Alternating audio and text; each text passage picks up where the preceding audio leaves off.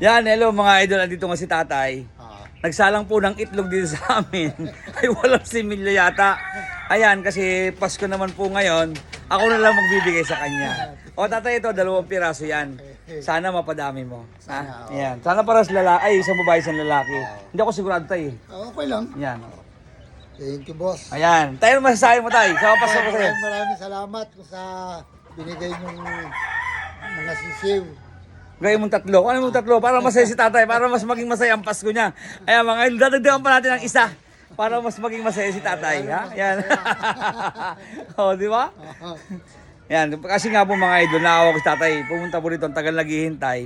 Ay walang maibigay sa kanya. At wala pong napisa sa kanyang sisiw. Kaya yan, binigyan ko na lang po para yon papasko natin sa kanya. Kasi kasiyahan na po ng mga edad na gaya nila yan. Mga naglilibang. Ayan, kailangan din pa sa yan. Oh. Yan oh. Ito, ang ganda niyan oh. Ayan tayo. Okay. Oh. Maraming Yan. salamat, sir. Rap. Yan, thank you po.